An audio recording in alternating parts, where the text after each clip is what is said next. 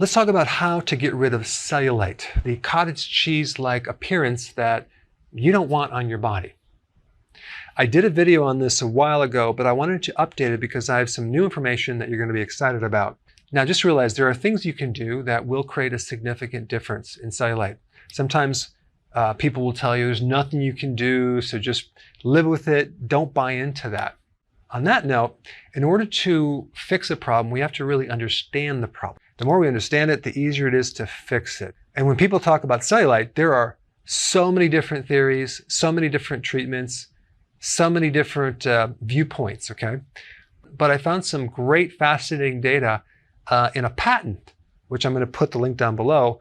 And the cool thing about a patent is they organize all of the research on cellulite for you, so that gives you a head start. So you have something to work off of. Here's some information that will kind of give you a little foundation before I get into what to do. Cellulite only occurs in the butt, thighs, and hip. It does not occur in the breast, the arm, or your stomach, okay? Now, what's interesting about that is that in this area of the body, there are twice as many alpha-2 receptors. Now, what is an alpha-2 receptor? An alpha-2 receptor is in the fat cell, and it tells the body to store fat for later use, okay? And so one of the big purposes of this fat around this lower part of the body is to act as a reserve for pregnancy, okay, in lean times. So this fat can actually provide fuel for the baby if someone's pregnant. So what else do we know? We know that cellulite gets worse with pregnancies. Okay, it gets worse when you take hormone replacement therapy. It gets worse when you take birth control pills. It gets worse with menopause. So normally, okay, right underneath the skin, you have this very structured, organized connective tissue like a fishnet that holds everything real nice and organized and very, very tight. So that way we have this nice smooth layer of skin on the outside, and then we have the fat layer, and then we have the muscle right underneath it. That's in a normal situation. With cellulite, the bands, the collagen bands, are partially or completely dissolved. And that is some new information that I recently found out about, okay? So what's happening is you're getting this loss of this fibrous fishnet that's supposed to hold these fat cells really nice and organized, and they are basically all chaotic, and they're pushing up against the skin now because there's nothing to hold them in place, and they're creating this dimple cottage cheese-like appearance.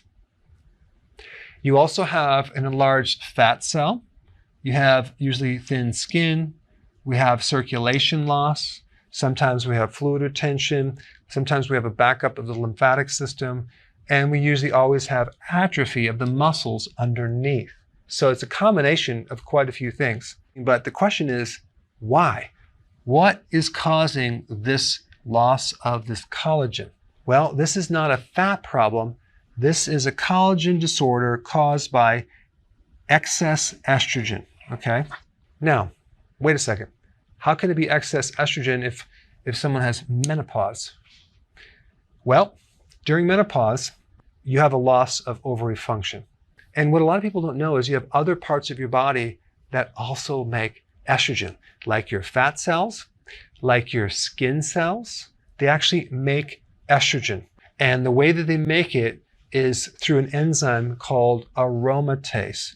So what aromatase does, right underneath the skin and in the fat cell, is it converts testosterone into estrogen. So it's going to get this extra estrogen from the testosterone. And probably what's happening, and there's this compensatory or compensating mechanism when there's lower estrogen to then make more in various places.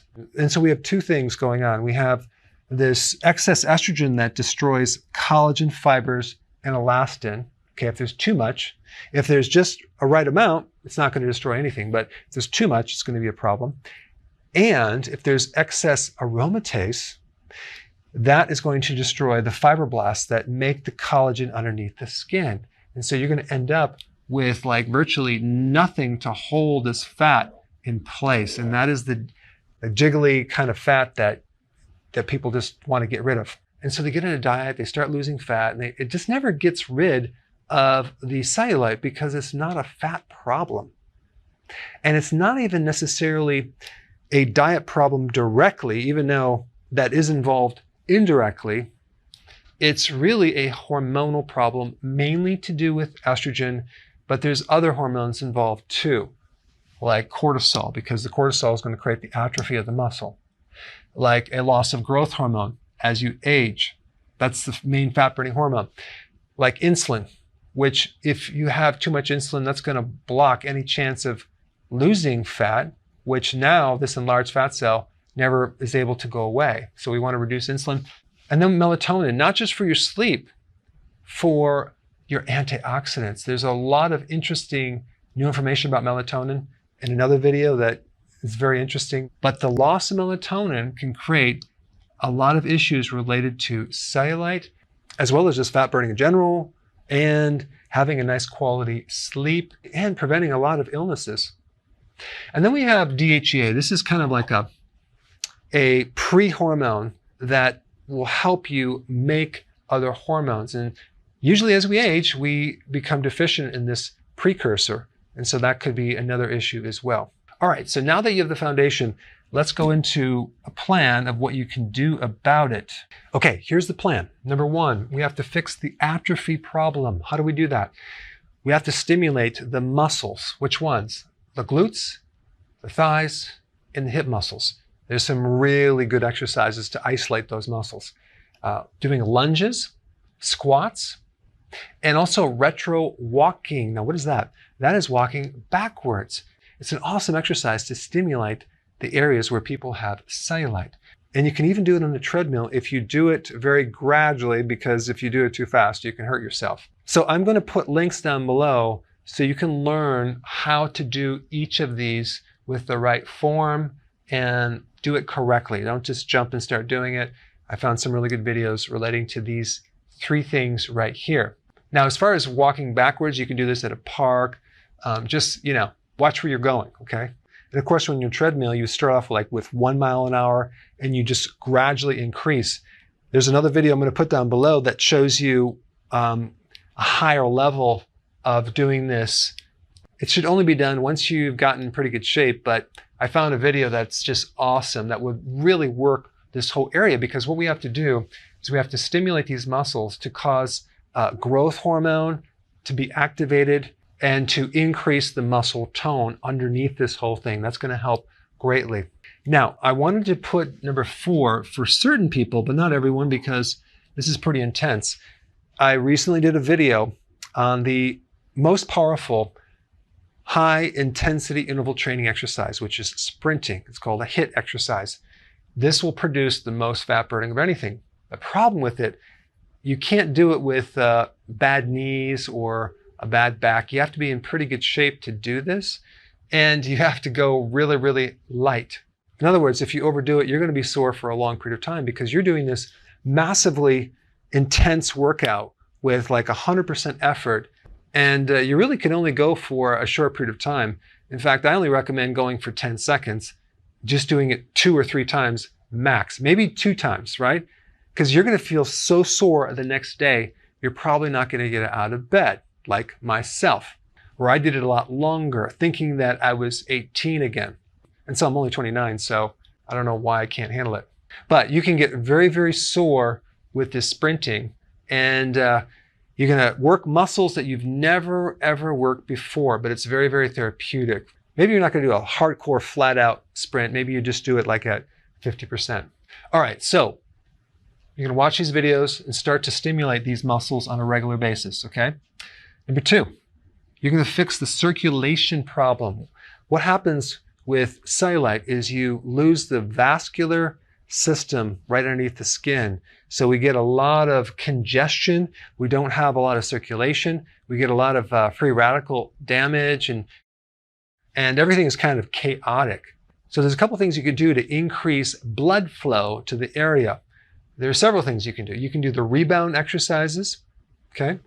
I have a video on that. I will put that down below. And you can also do red light therapy. They have these little wands that you can rub on your skin. Now, at first you're thinking, that's not going to do anything, but there's some really powerful research using infrared light. It's extremely therapeutic for increasing melatonin. Okay, if you haven't seen my video on that, I put that down below too. Melatonin is one of the most powerful antioxidants in your entire body. So it's going to protect the mitochondria from all this free radical damage. So it's going to help you just stay healthy and prevent the aging of the skin. And it's going to help you sleep. Apparently the pineal gland is really only a backup to this other melatonin in all the other cells in the body, which is stimulated by infrared from the sun in other locations. But you can use the red light therapy to increase melatonin. Some people are doing it with the infrared saunas, and there's a lot of different things you can do with that. So that's one thing you can do to increase melatonin, increase antioxidants, and increase your sleep, which is going to lower cortisol and help you recover much better from this workout.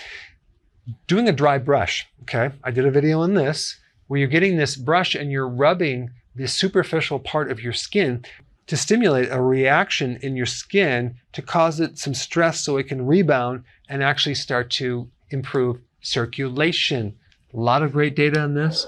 I would highly recommend getting a dry brush and stimulating the outside of the skin, which is going to affect the inside of the skin right below the surface. The other thing you can do is to get a massage in this area down here on a regular basis, because what we're trying to do is we're trying to get more blood flow. We're trying to get more lymph moving through the body. The lymph system is at the end of the circulatory system. So you have all the vascular system that ends up in the capillaries, and then it crosses over into the lymph system, okay? And that it's a whole different circulatory system. And so when you do like rebound exercises, and you do red light therapy, dry brush, massage, these are all really good to stimulate circulation and as well as lymphatic drainage. All right, the next one, fix the collagen problem. How are we going to do that? Well, there's a condition called autophagy, and that occurs when you do fasting. Autophagy is a condition that allows you to recycle old damaged proteins, as in collagen scar tissue, fibrous tissue. And not only does it break that down, it replaces it with new tissue. So autophagy is a condition that is very rejuvenating. It's anti-aging, and you want to start doing fasting on a regular basis. Not only that, fasting will stimulate growth hormone. It'll allow you to burn ketones, which is all very therapeutic to your skin, as well as help you lose the fat directly. So I would recommend doing intermittent fasting on a regular basis, as well as prolonged fasting on more of a periodic basis. I have a lot of videos. I'll put a link down below of how you can get started. And then I'm going to recommend getting an aromatase inhibitor cream, okay?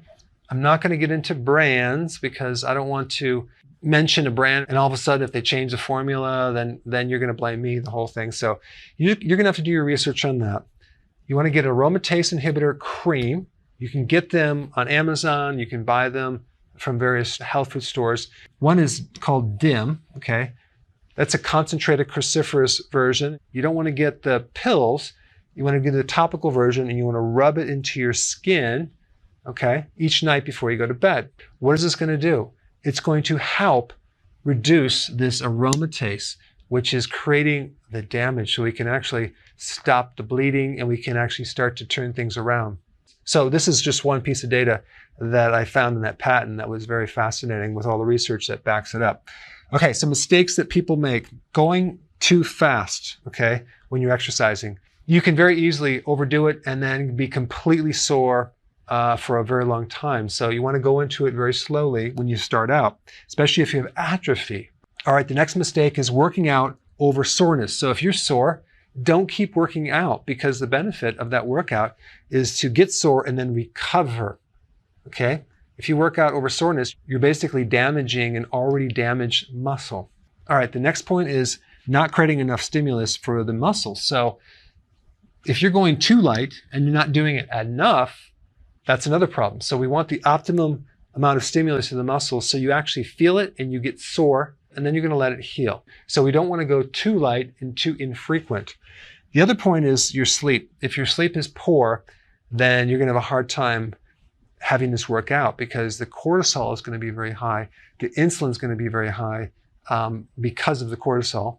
And that's one point you really want to focus on. But the infrared information can greatly help melatonin and help you sleep. All right, and last point, a big mistake is not giving enough time. Thinking it's going to happen in a couple weeks. Unfortunately, you have probably years of breakdown of this collagen, this web-like fibrous net that's been breaking down. And it's going to take some time. It's going to take some months. And it could take even up to a year, maybe a year and a half. But just realize that you're going to improve the more you do it, but you just want to stick to it to the point where you start seeing change. The problem is when you evaluate yourself today versus tomorrow, you see nothing. So the change is going to be so gradual, you're going to think it's not working. So I highly recommend you take pictures before and after, maybe once a month, so you can visually see that it is working. All right, and if you haven't seen my video on melatonin yet, I think that would be a perfect next video to watch. Check it out right here.